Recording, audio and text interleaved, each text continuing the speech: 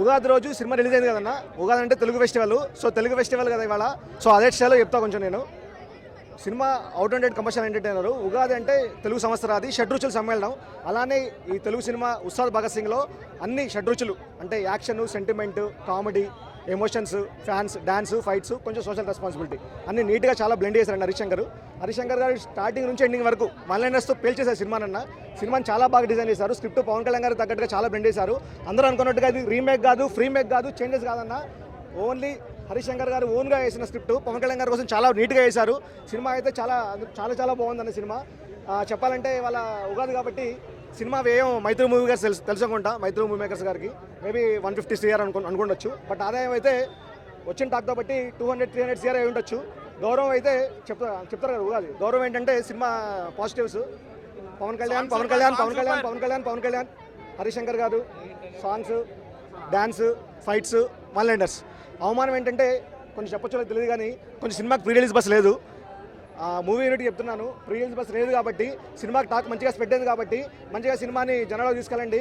ఎందుకంటే this movie is not only for Pawan Kalyan fans, this movie for every Telugu cinema lovers అండి. ఎందుకంటే Telugu cinema అంటేనే commercial entertainer అండి. ఈ మధ్యన తెలుగు సినిమాల్లో కమర్షియల్ ఎంటర్టైనర్ చాలా తక్కువ వస్తున్నాయండి. ఎక్కువ VFXలు, సోషల్ ఫ్యాన్స్ అయ్యే వస్తున్నాయి. సో ఈ cinema typical Telugu commercial entertainer కాబట్టి ఐ థింక్ అందరూ ఎంజాయ్ చేస్తారండి సినిమాని. సినిమా చాలా బాగుందండి.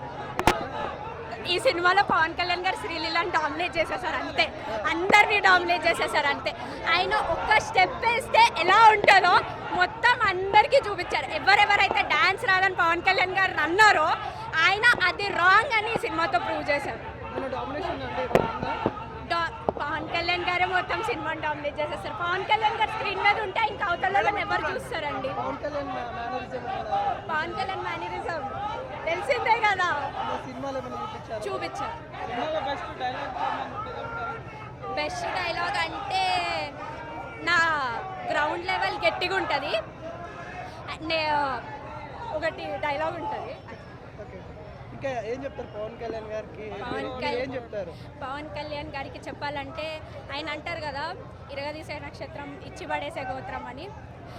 చాలా బాగా వర్క్ అవుతుంది సెకండ్ హాఫ్ వరకు. బట్ ఓన్లీ డ్రాబ్యాక్ ఏంటంటే ఒక రీమేక్ అనుకొని చెప్పి లోపలికి వెళ్ళాం, చాలా భయపడుతూ వెళ్ళాం. బట్ ఫస్ట్ 1 అవర్ చూసాక రీమేక్ అయితే బాగుంటుంది అనిపించింది. అలా ఉంది ఫస్ట్ హాఫ్ వరకు. కంప్లీట్గా అవుట్డేటెడ్ ఫస్ట్ హాఫ్ అని చెప్పుకోవచ్చు.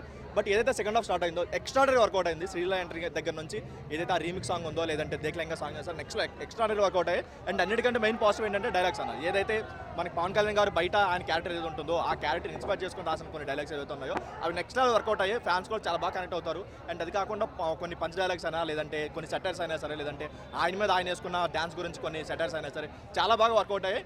అండ్ అది కాకుండా ఏదైతే క్లైమాక్స్ కొంచెం ట్రై చేశారు బట్ అంత కన్విన్స్గా లేదు క్లైమాక్స్ అయితే.